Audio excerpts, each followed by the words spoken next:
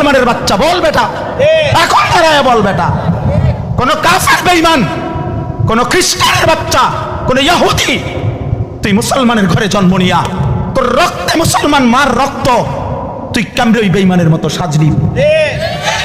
এই বেহায়া বল, বেহায়া তোদের যাদের চুল এরকম বল বেটা, এখন দাঁড়া। ওই বেঈমান তোর পছন্দ হইলো কেন? তোর রক্ত ইসলাম নাই বেটা, তোর মা মুসলমান না, তোর বাপ মুসলমান না বেটা, তোর দাদা দাদি মুসলমান না, ওরা সব বোকা, তুই চালাক হয়ে গেছ বেটা, তুমি পণ্ডিত হয়ে গেছ। কোন বেঈমানের অংশগ্রহণ করলা? কেন সাজলা বেঈমানের মতো? তোমার নবী নাই, তোমার রাসূল নাই, তোমার আল্লাহ নাই, তোমার নবী সাল্লাল্লাহু আলাইহি সাল্লাম চুল রাখে নাই? কথা বলে না কেন? আল্লাহর নবীর চুল ছিল কিনা? নবীজির চুল মোবারক ছিল কিনা? তিনি চুল রাখতেন কিনা? তো তিনি কেমনে সাজলেন? এটা আমার পছন্দ হয় না কেন? নবীর সাহাবী সোয়া লাখের চাইতে বেশি সাহাবী, লক্ষের চাইতে, ওনাদের চুল ছিল না মাথায়? তো ওনাদের চুল কেমন ছিল তার কোনো বর্ণনা নাই কিতাবে? তো তুমি দেখো না এটা? তোমার ধর্মকে তুমি এত বড় বেইজ্জতি করলা কেন? তোমার রাসূলকে তুমি এত বড় বেইজ্জতি করলা কেন?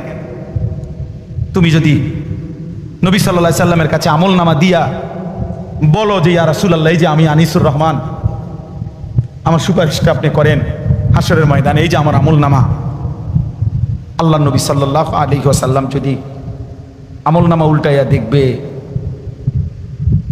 আর বলবে, হায় আনিসুর রহমান, 6 মাস 1 বছর কোনোদিন ফজরের নামাজ পড়লা না।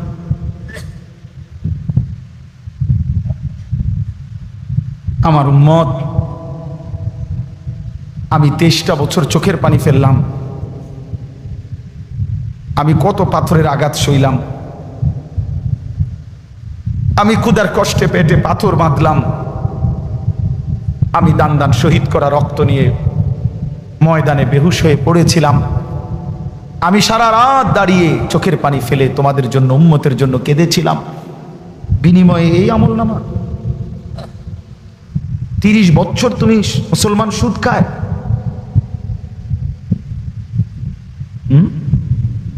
30 বছর 40 বছর সুদ খায়, আপনার ঘরে 30 বছর টেলিভিশন চলে, নারী নাচ গান, এগুলো নবীজি দেখবে না? কথা বলেন না কেন? নবী এগুলো দেখবে না? তো কিছু বলবে না? না বলবে মাশাআল্লাহ দারুণ আমলনামা নিয়ে আসছে, আসো তোমার জান্নাত বুঝাই দেই না। সুপারিশ মানে এই নাকি? কোনো নিয়ম কানুন নাই। নবীজি সুপারিশ করবে, কথার মানে কি? মানে নবীজি বলছে, উম্মত তোমার যা মন চাই তা গুনাহ করে মৃত্যু পর্যন্ত এই অবস্থায় তুমি আইসো কবরে, হাসরে, আমি শুধু সুপারিশ করে জান্নাত দিয়ে দেব, এই তো না? আমার বাপ ইনসাফ করে, ছেলেরা তোমরাও ইনসাফ করো। প্রিয় ভাই আমার, ভাবতে শিখো। কেমনে দেখাইবা? রাসূলুল্লাহ সাল্লাল্লাহু আলাইহি সাল্লাম কাঁদবেন, চোখের পানি ফেলবেন, বলবেন, উম্মত আমি শ্রেষ্ঠ নবী, তুমি আমার শ্রেষ্ঠ উম্মত, শ্রেষ্ঠ উম্মত হইয়া তুমি আমার এই হাসরের ময়দানে কেমনে পারলা এত বড় বেইজ্জতি করতে? আল্লাহর কাছে নবী যখন পেশ করবে, রব্বুল আলামিন আমার উম্মতের আমলনামা সুপারিশ করলাম, রব্বুল আলামিন বলবে, বন্ধু এটা কি আমলনামা দেখায়? কোন বাবা যদি 12 বছর বিদেশ থেকে ছেলেটার জন্য টাকা পাঠায়, 12 বছর পরে ছেলেটা ইন্টারমিডিয়েট পাশ করে পরীক্ষার রেজাল্ট দিছে, যেদিন সেদিন দেখছে যে ফেল, ওই বাপ যদি চিৎকার করে কাঁদবে আর বলবে যে, আরে বাপ তুই জানোস না আমি 12টা বছর আমি এই রোদ ভরা ঘামে ভরা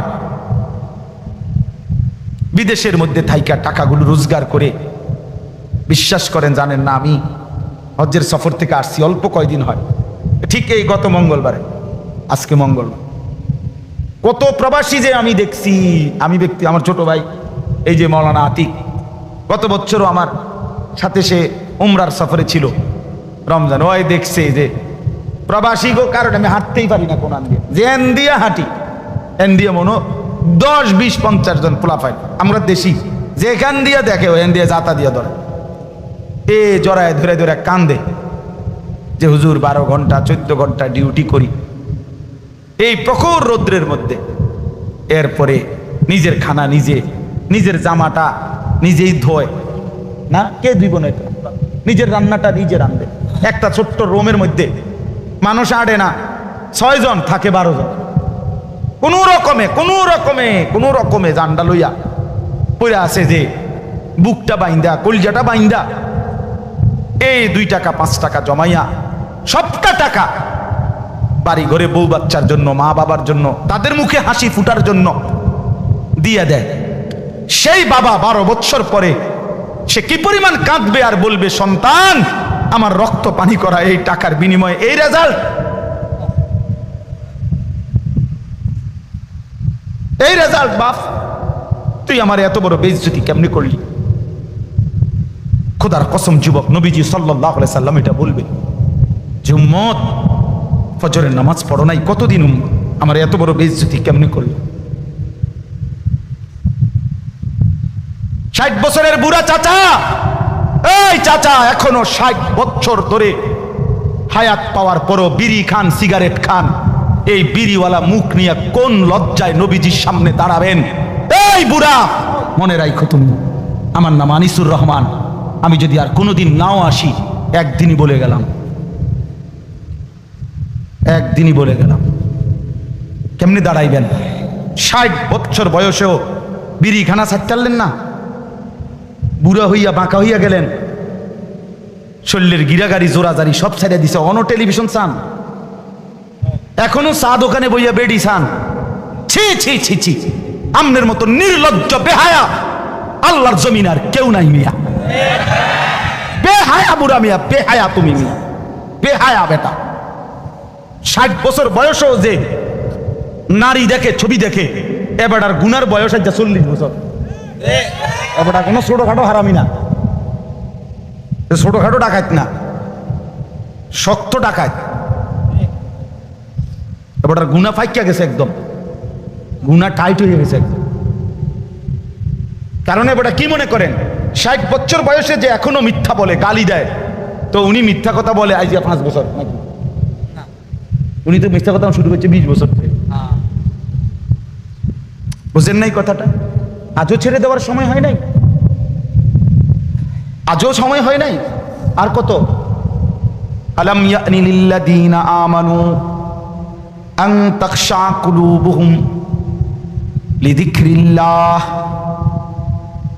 ওয়া মা নাযালা মিনাল হক।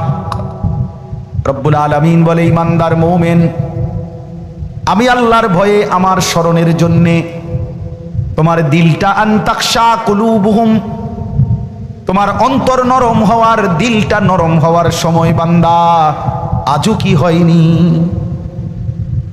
এটা কোরআনের আয়াত। আলাম ইয়ানি লিল্লাযীনা আমানু, ঈমানদার আজও কি সময় হয়নি? আজও কি আমি আল্লাহর দিকে ফিরবা না?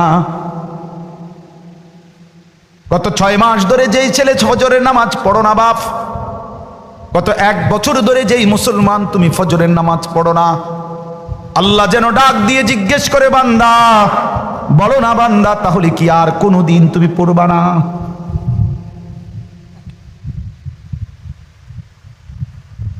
আমি কি বুঝি তোমাকে এমনি এমনি খাওয়াবো আর পড়াবো, তুমি কি আমাকে সেজদা দিবা না? কি হবে উত্তর? ইয়া আইয়ুহাল ইনসানু মা গাররাকা বিরাব্বিকাল কারীম। রব্বুল আলামিন বলে, মানুষ, বান্দা আমার, মানুষ আমার মতো দয়ালু মেহেরবান রব, আমার মতো এমন দয়ালু মালিক, আমার মতো দয়ালু এমন লালন পালনকারী আল্লাহ, তাকে কেমনে ভুলে কে তোমাকে ধোঁকা দিল? আমি আল্লাহকে ছেড়ে দিলাম। মা গাররাক, তুমি কি জানো বান্দা, আমি তো সেই আল্লাহ, 1 ফোঁটা নাপাক পানির উপরে এমন সুন্দর একটা ডিজাইন আমি আল্লাহ করেছি। এই পৃথিবীর কাউকে বলো না 1 ফোঁটা পানির উপরে একটা সুন্দর মানুষের আকৃতি দিতে। পানির উপরে ডিজাইন করবে কেমনে? পানির মধ্যে ডিজাইন করবে কেমনে? রব্বুল আলামিন বলে, বীর্যের 1 ফোঁটা পানির মধ্যেই তো আমি এমন সুন্দর আকৃতি দিয়েছি।